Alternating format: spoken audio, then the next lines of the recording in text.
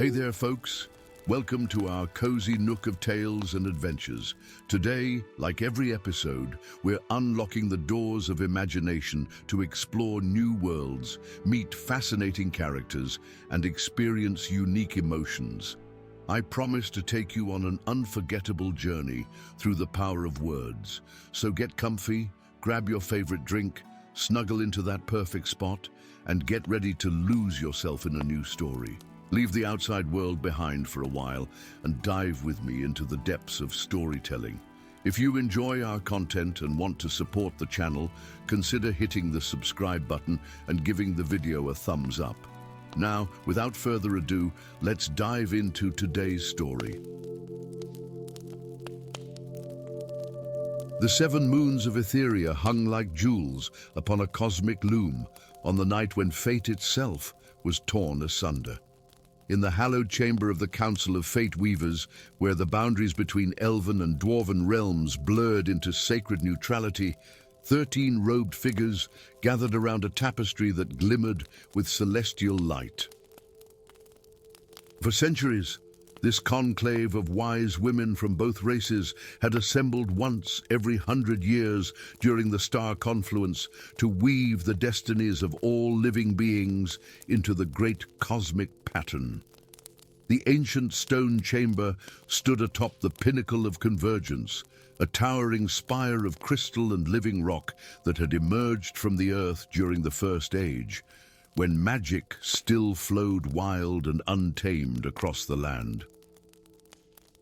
Tonight, as starlight streamed through the crystal dome overhead, the weavers worked with threads spun from moonbeams and shadows, their fingers deftly intertwining the fates of kings and paupers, heroes and villains, the newborn and the ancient.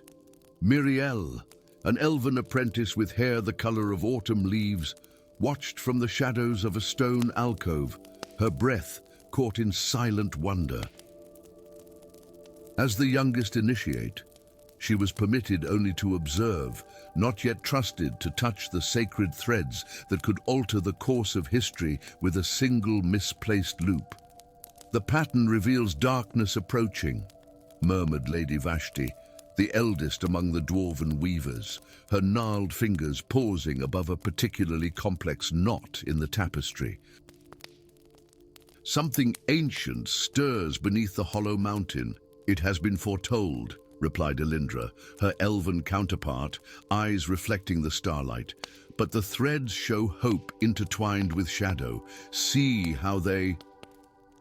The massive ironwood doors of the chamber exploded inward in a shower of splinters and arcane fire.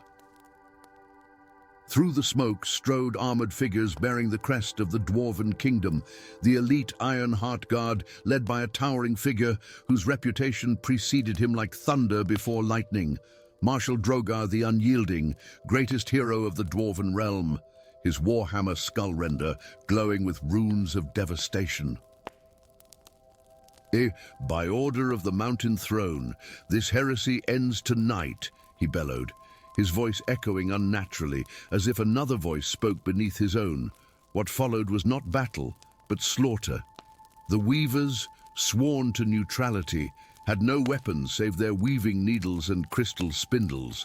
Miriel, frozen in horror within her hiding place, watched as Drogar's hammer shattered the skull of Lady Vashti, her blood splattering across the cosmic tapestry. One by one, the weavers fell, their cries cut short by dwarven steel and fire.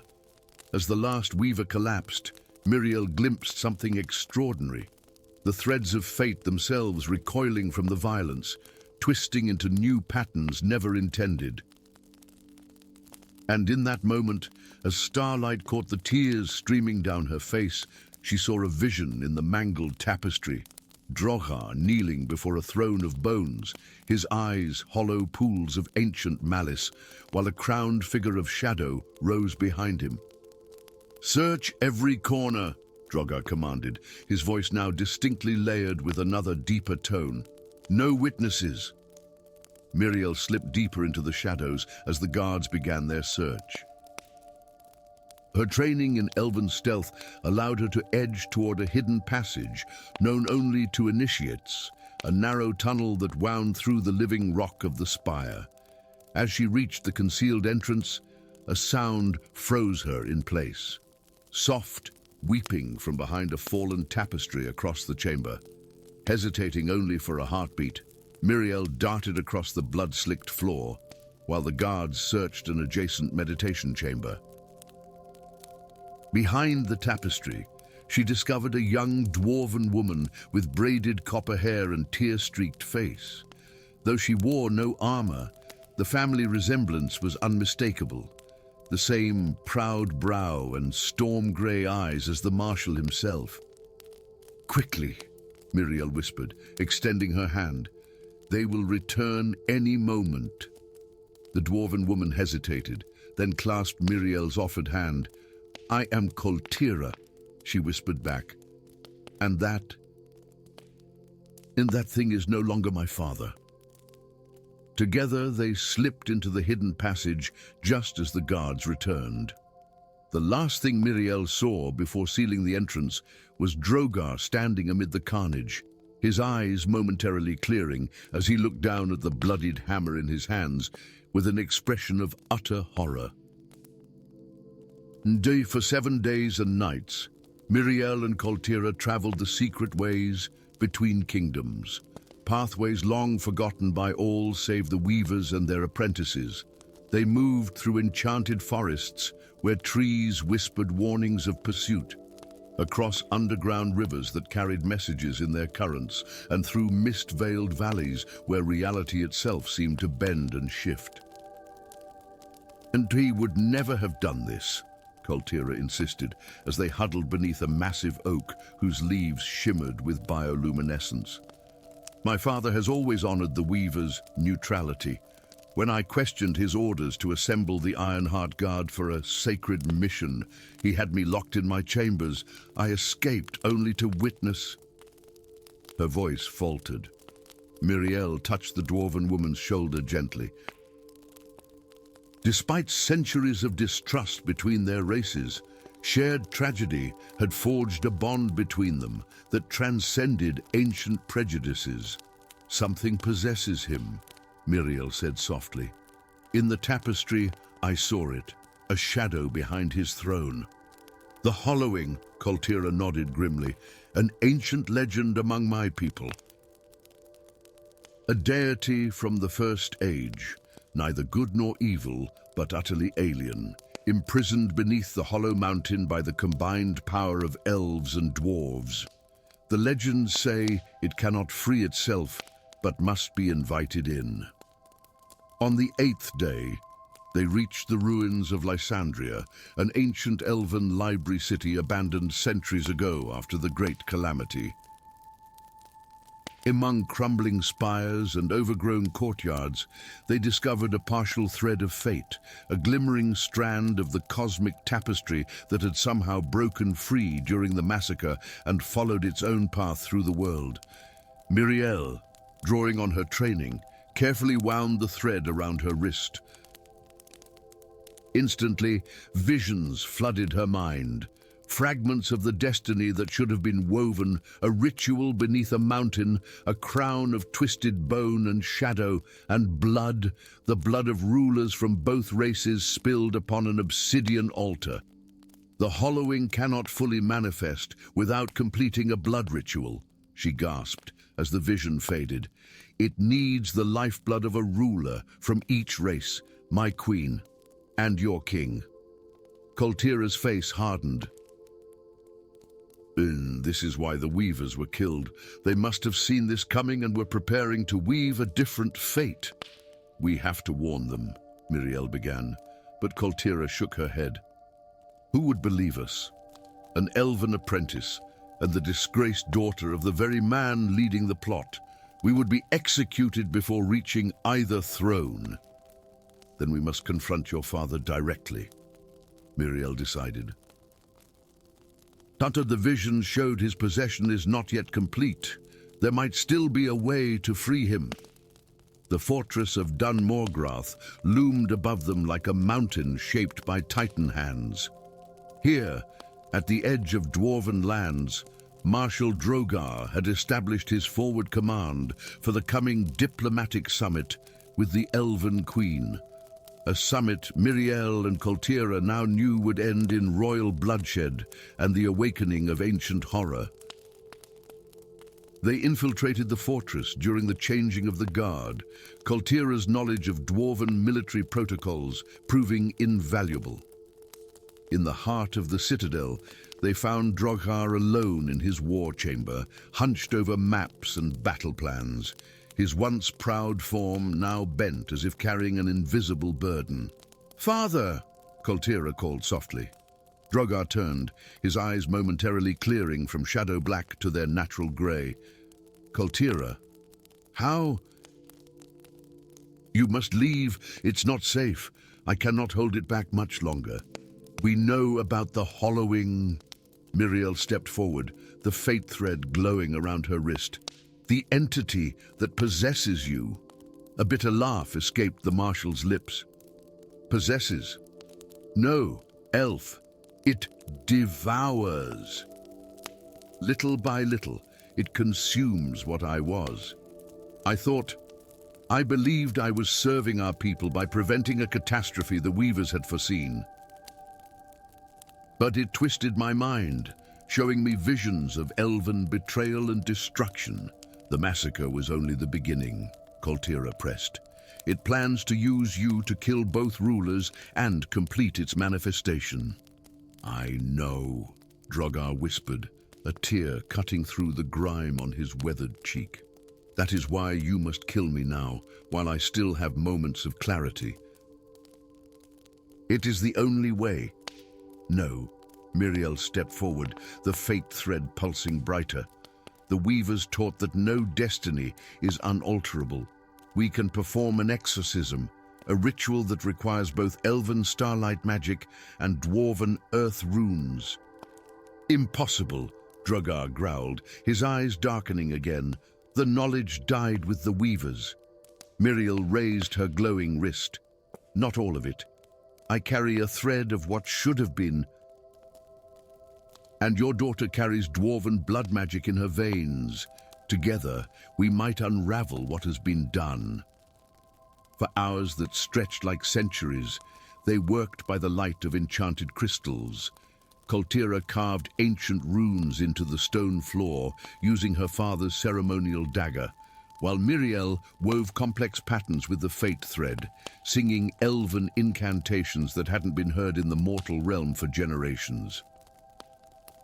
As the ritual reached its crescendo, Drogar convulsed, dark energy pouring from his eyes and mouth as the hollowing fought to maintain its hold. Miriel's voice rose in a final, desperate incantation while Koltira completed the runic circle with her own blood. The chamber exploded with light, first blinding white, then deepest shadow, then a cascade of colors no mortal tongue had names for. When vision returned, Drogar lay unconscious but breathing, the shadow gone from his form. Between them hovered a swirling vortex of darkness, the semi-corporeal form of the hollowing, partially manifested and now untethered from its host. It lunged toward Koltira, sensing royal bloodline and desperate for anchor. Without hesitation, Miriel thrust her hand into the vortex, the fate thread still wrapped around her wrist. "You wanted to change destiny?" she cried. "So be it." The thread ignited with cosmic fire, weaving itself through the entity's essence. For one terrible moment, Miriel stood transfixed, her eyes reflecting universes being born and dying in an instant as she channeled the power of fate itself. Then, with a sound like reality tearing at its seams, the hollowing collapsed into the thread, which transformed into a perfect circle, a loop of causality with neither beginning nor end, trapping the entity in an eternal moment. As dawn broke over the fortress, 3 figures emerged. A dwarf once mighty, now humbled by his brush with corruption, his daughter who had found courage to defy both family and kingdom for what was right, and an elven apprentice carrying a simple silver ring that pulsed with contained infinity. The aftermath would not be simple. There would be tribunals and councils, accusations and defenses. But something more profound had also been woven in those desperate hours. A new beginning, where dwarf and elf had fought side by side against ancient darkness, and found in each other not enemies, but kin in the greater tapestry of existence. For though the Council of Fate Weavers had fallen, their greatest teaching endured. Destiny is not what happens to us, but what we create with the threads we are given. Story 2. The skies above the Elderfall Valley wept ash and ember as the Granite Forge mountain trembled with renewed fury. It was the third peak to awaken in a fortnight, a sign that even the most skeptical sages could no longer dismiss. The crown of the three mountains had returned. In the dwarven stronghold of Khazad-Durum, behind chamber doors sealed with runes of silence, the Stone Council gathered in unprecedented haste. Torchlight danced across the bearded faces of the seven elders, their expressions as hard and unyielding as the stone beneath their feet. The Earthshaker Elemental has broken its ancient bonds, announced High Elder Brock, his voice like gravel shifting underfoot. And now reports come that the elves have dispatched their verdant order to locate the crown. We cannot allow them to harness such power. From the shadows stepped a figure shorter than most dwarves, yet carrying himself with unmistakable precision. His auburn beard was trimmed close, a perpetual mark of shame among his kind, and a latticework of thin scars adorned his weathered hands. Those hands had once been instruments of silent death before they had signed treaties and peace accords. Thrain Shadowstep, Elder Brock acknowledged, the name itself causing several council members to shift uncomfortably. You were once our most effective problem solver, before you buried your daggers for diplomatic scrolls. Thrain bowed, the simple copper beads in his beard clicking softly. My blades were never buried, High Elder, merely sheathed until truly needed. And now they are needed again. The crown of the three mountains must be secured by dwarven hands. Outside the council chambers, as Thrain prepared for his journey, the mountain shuddered once more. The crown called, and elemental chaos would follow in its wake. 3 days, journey from the Dwarven Kingdom, in the sacred grove of Silverhaven, Ilariel knelt among glowing moon blossoms, her excommunication marking still fresh upon her brow. The sacred silver paint that once adorned her face as a high priestess had been ritually removed, leaving pale scars where the divine symbols had bonded with her skin. The elders had named her Nequinal, heretic in the ancient tongue, for her teachings of unity between elves and other races. Yet even as an outcast, she continued her solitary worship under the constellation of the twin crescents. "O great mother of the verdant vale," she whispered, "guide my path through this darkness." As if in answer, the moon blossoms around her withered suddenly, their light extinguished. The very air crackled with ancient magic, and Ilariel raised her head to see a spectral figure standing before her, the luminous form of Lady Nimue, Oracle of the Silver Council. "The crown has returned, Ilariel," the apparition spoke, her voice like wind through summer leaves. "The dwarves have already dispatched their agent to claim it. The council debates even now whether to send the Verdant Order to intercept them, but they are blinded by old hatreds." Ilariel's jaw tightened. "The Verdant Order serves only elven interests. If they claim the crown—" "Precisely why it must be you who finds it first," Nimue interrupted. "You alone understand what is at stake. The crown was never meant to be wielded by a single race. The council would never trust me with such a task." "The council has not sent me," Nimue replied, her form already beginning to fade. Some visions transcend loyalty to a single realm. Seek the sunken Temple of Aranath. There you will find an unexpected ally. As the apparition vanished, Ilariel gathered her meager possessions. The moon blossoms slowly rekindled, but with a different hue, a glow that illuminated a path leading deep into the ancient forest, toward lands no elf had walked in centuries. The sunken Temple of Aranath had not seen visitors in 700 years, not since the Great Deluge had claimed the once mighty city surrounding it.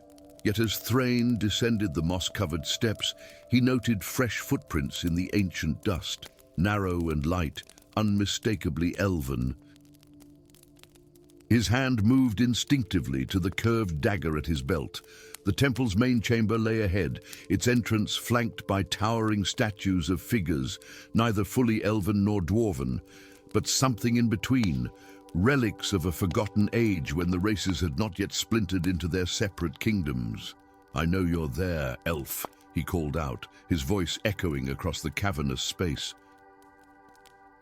"I count 3 places where you could be hiding, and I've already calculated how to reach each of them before you could knock an arrow." A soft laugh answered him, followed by the emergence of a slender figure from behind a fallen column. She wore the simple robes of a pilgrim, but her posture betrayed formal training. Most striking were the pale markings across her forehead, ritual scarring that Thrain recognized from his diplomatic missions.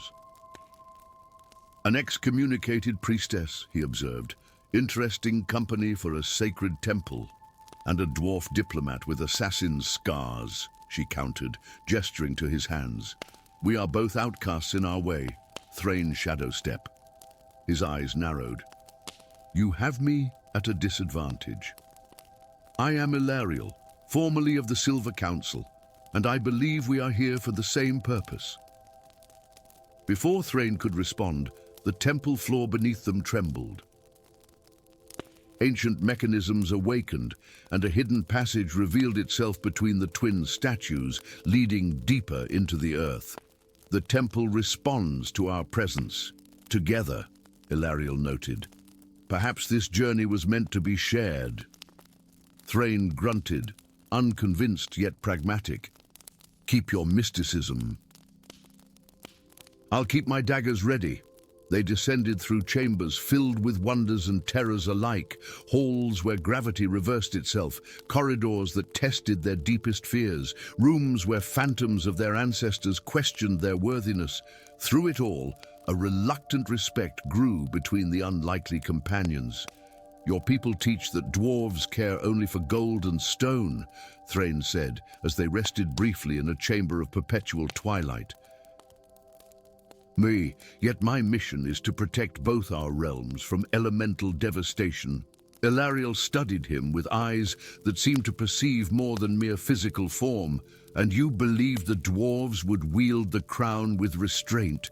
History suggests otherwise, as does elven history," he countered. "Perhaps that is why we were both drawn here, to ensure neither side claims absolute power." Their journey's end came in a vast circular chamber deep beneath the sunken city. At its center floated the crown of the 3 mountains, a magnificent artifact of intertwined mithril, living wood and crystallized flame, hovering above a pool of mercury-like liquid that reflected not their faces, but the elemental planes themselves. Yet they were not alone. "Udu welcome, seekers," came a melodious voice from the chamber's far side. A tall figure emerged, neither fully elf nor dwarf, but bearing features of both races. His robes shimmered with arcane sigils, and the air around him bent like heat above summer stone. "Archmage Serathil," Ilariel whispered in recognition. "The half-breed sorcerer," Thrain added, his hand tightening on his weapon. Serathil smiled, though the expression held no warmth. "Such divisive terms, half-breed, mixed blood. For centuries I have been caught between worlds, belonging fully to neither. But today marks the end of such divisions." With a gesture, the mercury pool rippled, revealing images of elemental chaos spreading across both elven and dwarven kingdoms, visions of devastation already underway. I released the elemental bindings, Serathil admitted. I awakened the mountains and spread rumors of the crown's reappearance, all to bring representatives of both races here to this moment. Understanding dawned on Ilariel's face. The crown's true power is not to control the elementals, Serathil finished, but to remake that which is separate into something unified. The ancient texts speak of a price, the willing sacrifice of identity, the merger of bloodlines. Thrain stepped forward.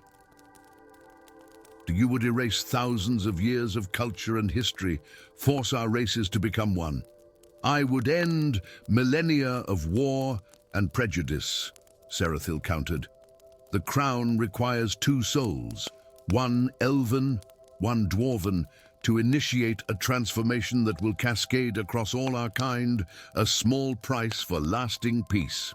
Peace through annihilation is no peace at all, Ilariel argued. Unity must be chosen, not forced. The chamber trembled as elemental forces pressed against the barriers of reality. Time was short. Then choose, Serathil demanded, gesturing to the crown. Take it together and complete the ritual willingly, or watch as both your kingdoms fall to elemental fury. Thrain and Ilariel exchanged glances, a look that conveyed more understanding than words ever could. There is always another path, Thrain said quietly. In perfect synchronicity, they moved, not toward the crown, but toward Serathil himself. The dwarf's daggers found their mark with precision, severing the Archmage's connection to his protective wards, while Ilariel countered his desperate spellcasting with ancient elven counterspells. As Serathil fell to his knees, the crown pulsed with blinding light. "You fools," the Archmage gasped. And without the ritual, the elemental planes will collide with ours. No, Ilariel said firmly.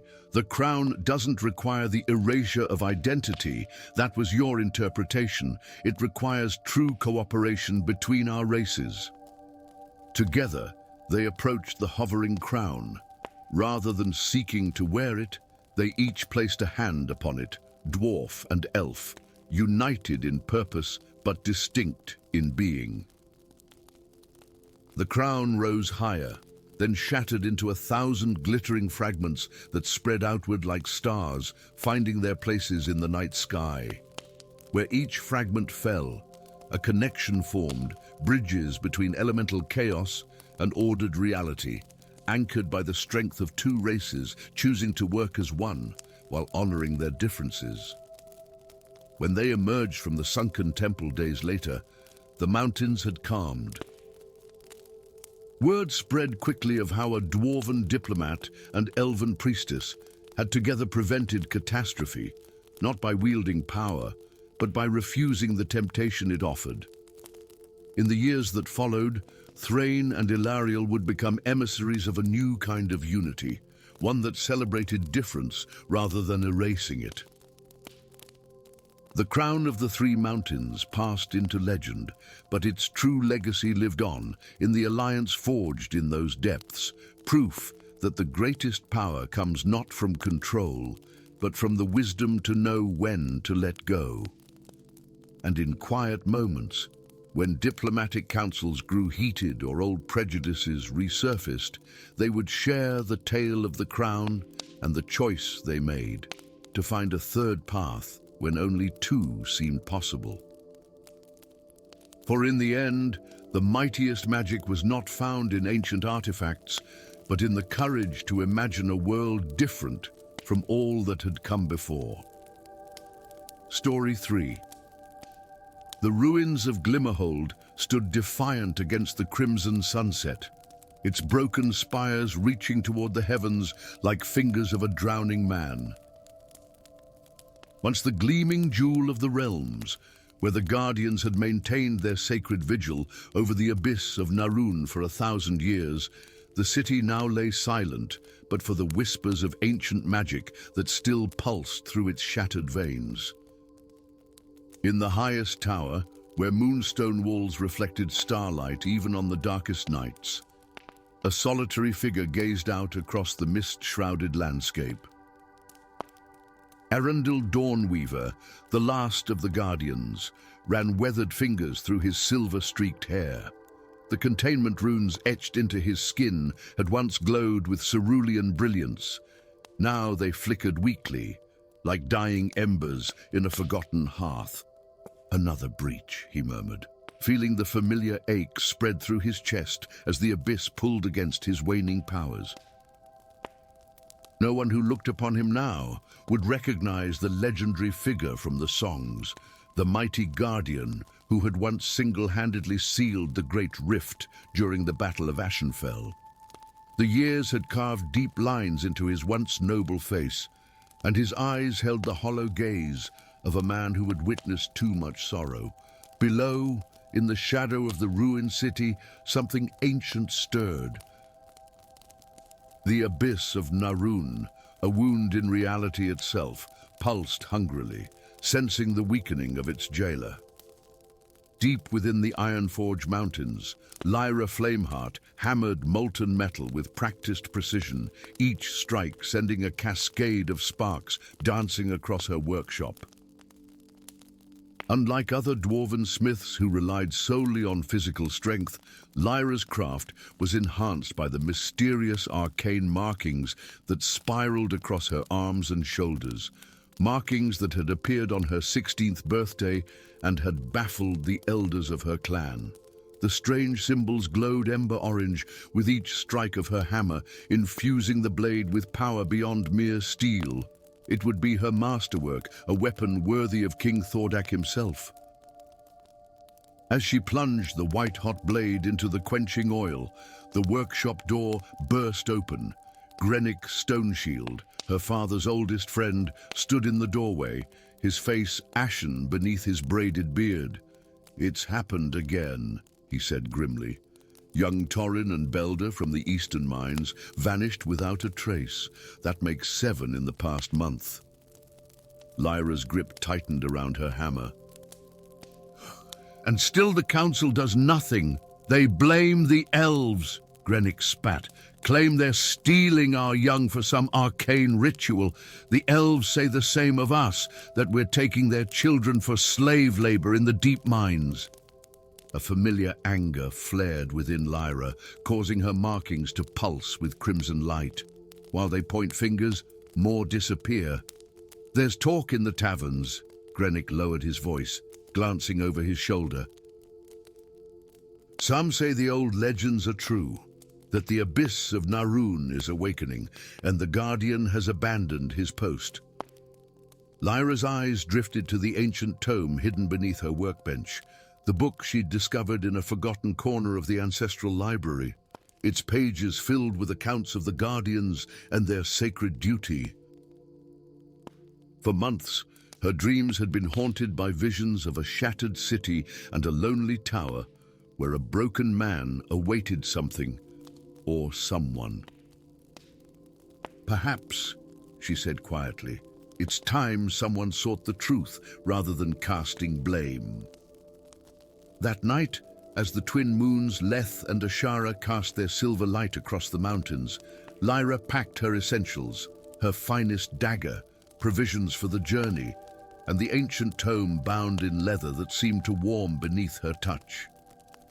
The markings on her skin tingled as she traced the map to Glimmerhold, a place no dwarf had ventured in living memory. The journey to the ruined city took Lyra through the Whisperwood, where the ancient trees bent curiously to watch her pass.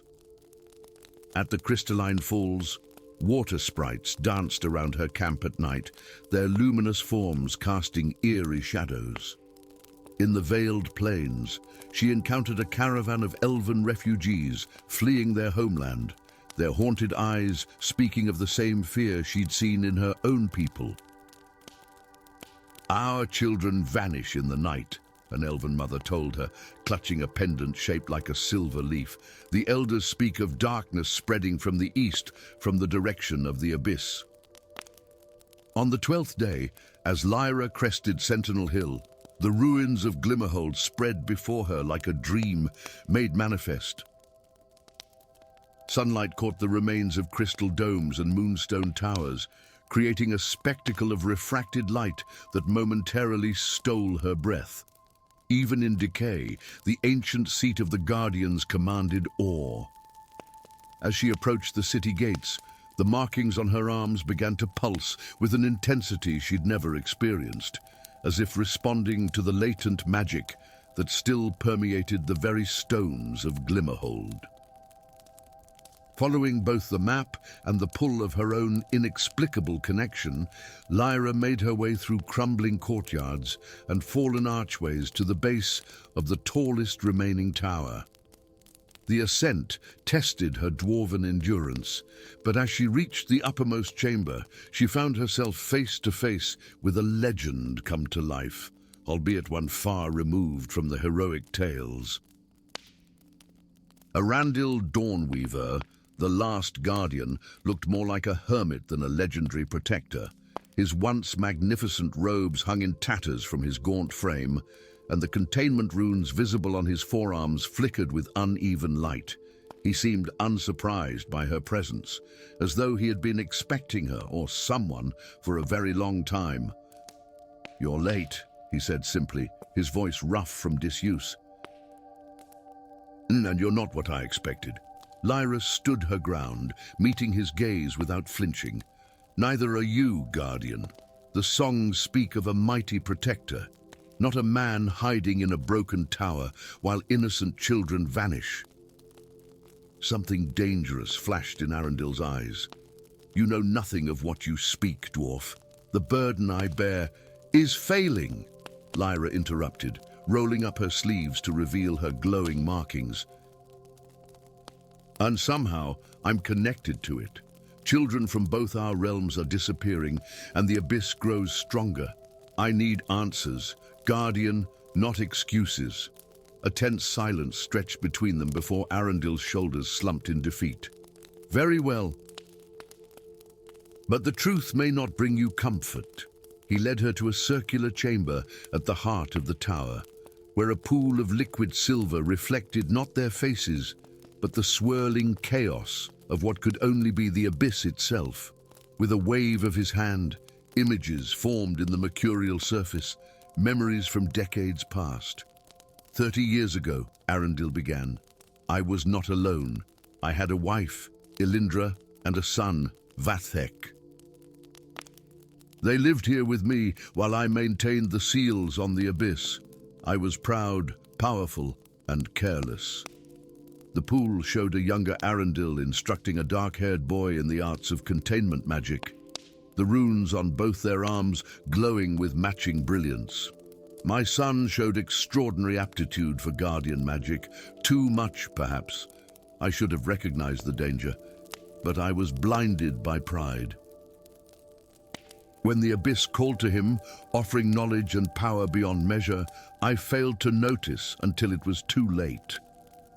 The scene shifted to show a desperate struggle between father and son, culminating in a catastrophic release of energy that sent the boy falling into the swirling vortex of the abyss while the city crumbled around them.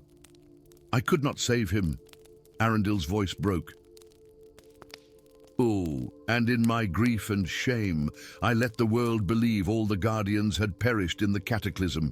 I remained here alone, maintaining what seals I could with my diminishing power, watching as my failure was transformed into legend by those who never knew the truth.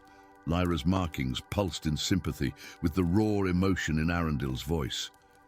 "And now," she asked softly, "now the impossible has happened. Vathek has returned, or something wearing his form. The abyss preserved him, twisted him. He emerges periodically to claim new victims, young ones with potential for magic. I feel each breach, each taking, but I haven't the strength to stop him. My powers wane, while his grow stronger with each soul he claims. Understanding dawned on Lyra with terrible clarity. The missing children are being consumed by my son to fuel his emergence from the abyss, Arundel confirmed grimly. And when he has gathered enough power, he will open the Great Seal completely, allowing the entities of the abyss to pour into our world. Lyra stared at her own reflection in the pool, watching as her markings seemed to respond to the images swirling beneath the surface. What does this mean? She asked, extending her marked arms. Why am I connected to this? Arundel studied her with newfound intensity. The markings of a guardian are not given, they are inherited. Somewhere in your bloodline, a guardian chose a different path, chose love over duty, perhaps. The markings skip generations sometimes, emerging only when the need is greatest. His eyes widened in sudden realization. The abyss is preparing for a new guardian. It always maintains balance. As Vathek rises as its agent, you have awakened as his counterpoint. Before Lyra could process this revelation, the tower shuddered violently. The pool's surface bubbled and roiled as a figure began to materialize above it. A tall man, with Arundel's features, but eyes that burned with eldritch fire. Swirling darkness clung to him like a living cloak, and in his arms he carried two unconscious forms, an elven child and a dwarven youth. Father, the apparition spoke, his voice layered with otherworldly harmonics. I've brought more offerings to our masters below. Will you not join us in communion this time? Arundel staggered forward, anguish and hope warring on his face. Vathek, my son, this isn't you. The abyss has corrupted your mind. Corrupted? No, Father. It has opened my eyes to truths you were too afraid to embrace. Vathek's gaze shifted to Lyra, his expression sharpening with interest. A new guardian awakens. How convenient. The markings on Lyra's arms blazed with sudden, painful intensity, responding to the proximity of the abyss's champion. Knowledge flooded her mind, not learned but remembered, as though her very blood carried the wisdom of guardians past. Release them, she commanded, her voice steadier than she felt. Vathek laughed, the sound rippling reality around them. Make me, little guardian. What followed was a battle of wills as much as magic. Arundel, drawing on reserves long dormant, erected barriers of azure light to protect the unconscious children. Lyra, guided by instinct and ancestral memory, wove containment sigils that burned like molten gold in the air between them and Vathek. The corrupted guardian turned agent of the abyss, lashed out with tendrils of void black energy that sought to consume rather than destroy. Where they touched the ancient stones, reality itself seemed to dissolve. He's too strong, Arundel gasped, the flickering runes on his skin growing dimmer with each passing moment. I haven't the strength to contain him anymore. Then don't contain him, Lyra replied, sudden clarity washing over her. Heal him. Understanding dawned in Arundel's eyes. Together, they altered their approach, no longer seeking to bind or banish, but to cleanse and restore. Lyra's dwarven resilience provided the anchor as Arundel channeled his remaining power not against his son, but into him, seeking the spark of the boy he had once been. Vathek screamed, a sound of both rage and liberation, as golden light suffused his corrupted form. The darkness peeled away in layers, revealing glimpses of the young man who had fallen into the abyss 3 decades before. Remember who you are, Arundel called out, tears streaming down his face. Remember what we were meant to be, not jailers of the darkness, but healers of the breach between worlds. For one terrible moment, it seemed as though their efforts would fail.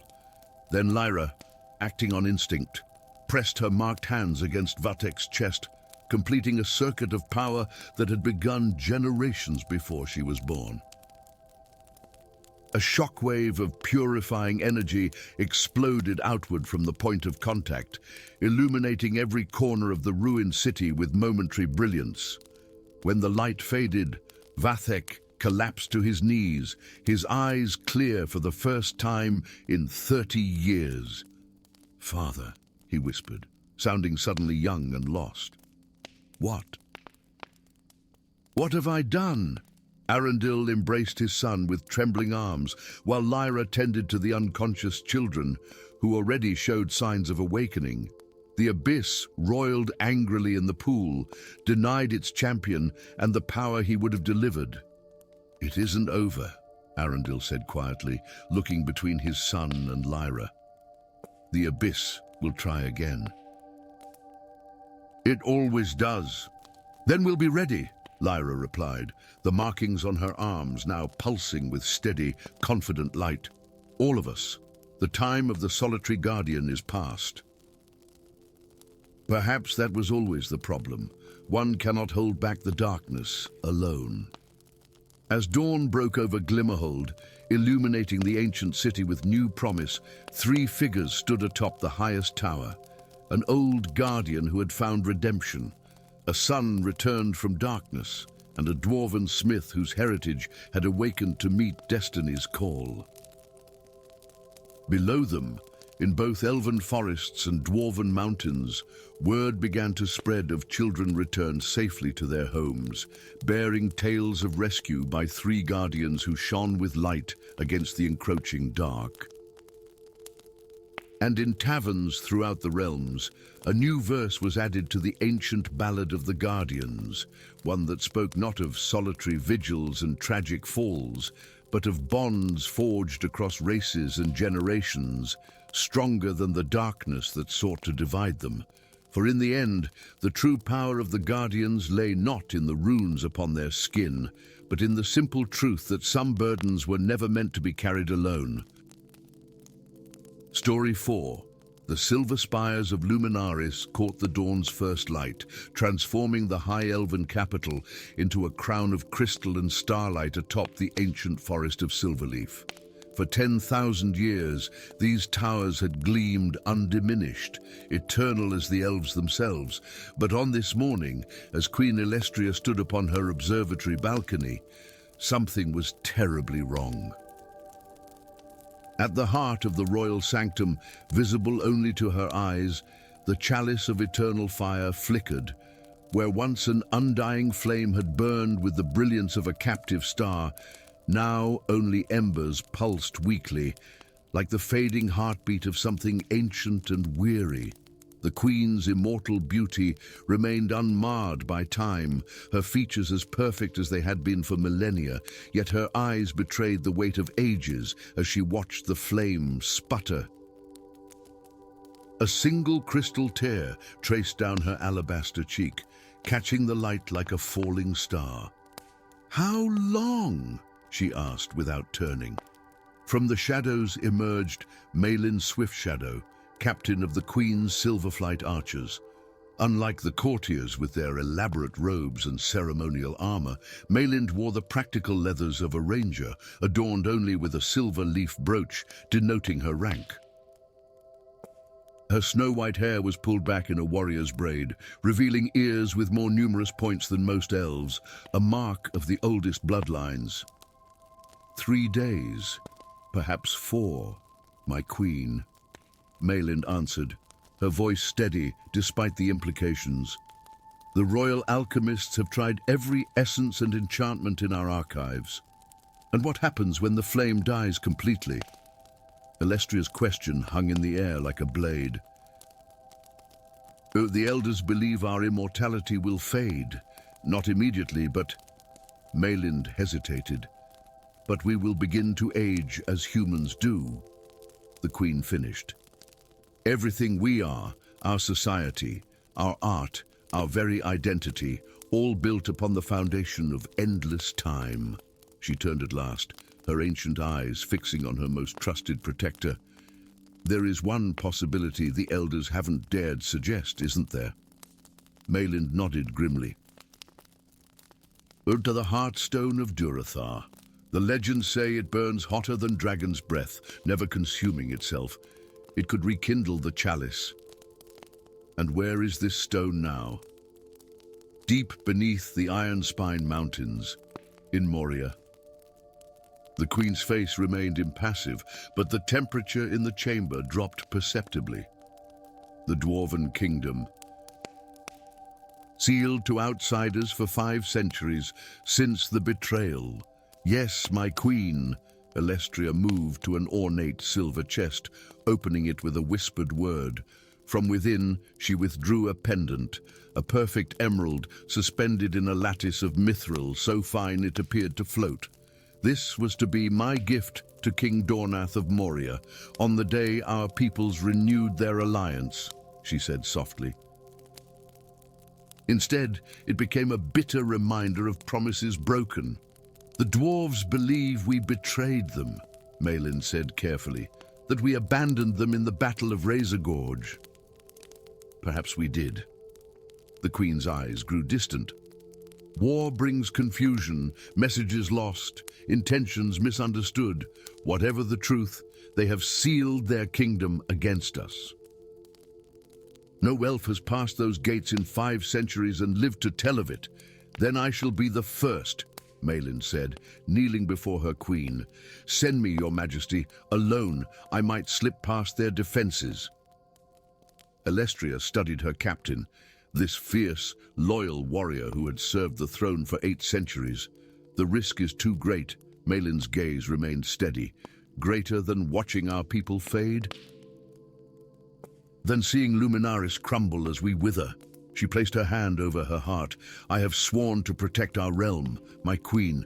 Let me fulfill that oath. The queen was silent for a long moment before placing the emerald pendant in Malin's palm, closing the archer's fingers around it. Find the Heartstone, Captain. Bring back our eternity. The ancient forest gave way to barren highlands as Malin journeyed north. 7 days from Luminaris, she reached the first of the dwarven watchtowers, silent stone sentinels overlooking forgotten trade roads. She moved only by night, her elven sight piercing the darkness, keeping to shadows and hidden paths. On the 9th night, as twin moons cast competing shadows across the rocky landscape, she discovered a narrow fissure in the mountainside, too small for dwarven patrols to enter, yet just wide enough for her slender form. The passage twisted downward, through darkness that even her eyes struggled to penetrate, before opening onto a breathtaking sight. Moria spread before her like a dream of stone and fire. Vast caverns illuminated by rivers of molten rock, bridges spanning impossible chasms, and everywhere the gleam of crystal and precious metals. Pillars carved with the history of the dwarven people supported ceilings that soared beyond sight, while the rhythmic ringing of countless hammers echoed like the heartbeat of the mountain itself.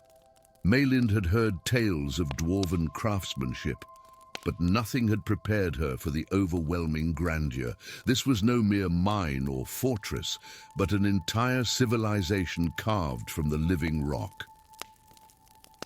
Drawing her enchanted cloak tighter, a gift from the queen that muted the faint glow all elves emanated, she descended toward the heart of the mountain kingdom. Ancient maps had spoken of the forge of creation, where the master craftsman worked with the purest elements. If the Heartstone existed, it would be there. For 3 days, she navigated the labyrinthine passages, always downward, always deeper. The forges grew hotter, the air thick with magic and metal. Finally, at the end of a corridor lined with statues of dwarven heroes, she found it, the legendary Forge of Creation, a chamber vast enough to house the entire elven palace. And there, suspended above a crucible of liquid fire, glowed a stone the size of a child's fist, pulsing with inner radiance like a captured sun. The Heartstone of Durothar. Malin notched an arrow tipped with a special hook, preparing to snare the stone, when a rumbling voice broke the silence. I wouldn't do that, elf. The Heartstone doesn't take kindly to theft. She spun, bow drawn in one fluid motion, to find herself facing a dwarf, unlike any she had imagined. Where she expected stocky brutishness, she found compact power. His beard was plaited with runes of office that glowed with inner fire, and his eyes held the depth of ancient gemstones. Lord Thorgan Ironfist, he introduced himself with mocking formality, master of the Eternal Forge and keeper of the sacred flame. His smile revealed teeth capped with gold. "And you are trespassing in my domain?" Steel whispered against leather as dwarven guards emerged from hidden alcoves, their axes and hammers leveled at the intruder. Malyn lowered her bow, knowing when she was outmatched. "I am Malyn Swiftshadow, captain of the Silverflight Archers, servant to Queen Elestria of Luminaris. An elven queen's dog, sneaking about where she doesn't belong," Thorgan mused. "Tell me, Captain, what brings you to risk certain death in our halls? It must be something truly desperate." Meeting his gaze steadily, Malyn decided on truth. The chalice of eternal fire is dying. Without it, my people will lose their immortality. To her surprise, Thorgan burst into laughter, a sound like avalanches and rolling thunder. "So the mighty high elves, with all their arcane wisdom, come crawling to dwarven craftsmanship when their magic fails." His amusement faded to something harder. "Why should I care if elves begin to age like the rest of us mortals?" "Because the same shadow that threatens us now will eventually reach your gates as well," Malyn replied. "This is no natural failing of the chalice." Something in her tone gave the dwarven lord pause. He dismissed his guards with a gesture, then approached until they stood face to face, or rather face to chest, given their height difference. "Speak plainly, elf." "The chalice has been poisoned," Malyn said. "And I believe whoever has done this plays a longer game than merely ending elven immortality." Thorgan stroked his beard thoughtfully. "And you need our heartstone to rekindle it." He studied her with eyes that missed nothing. "I could help you, perhaps. Dwarven firecraft might succeed where elven spellwork has failed." Hope flickered in Malyn's heart, but wariness tempered it. "At what price?" "A steep one," he replied. "A royal sacrifice. Not death, we are not barbarians, but blood freely given. The blood of elven royalty, with its ancient magic, combined with the Heartstone." "I am no royal," Malyn interrupted. "No," Thorgan agreed. "Which means you must return to your queen with my terms. 1 vial of her royal blood, willingly offered, in exchange for our aid. She would never. Then your people will age and die, as all things must," he said simply. "The choice is hers." To Malyn's astonishment, Thorgan provided her with an escort to the surface, not as a prisoner, but as an emissary. As they approached the hidden exit that would return her to the highlands, the dwarven lord pressed something into her hand, a small crystal vial. "For her blood," he explained, "it must be given freely, with full knowledge of its purpose." "Why help us at all?" Malyn asked. "After the betrayal." "Because something stirs in the deep places of the world," Thorgan cut her off, his voice grave. "Ancient things waking. And old grievances seem smaller when greater shadows loom." He hesitated, then added, "There is a prophecy among my people.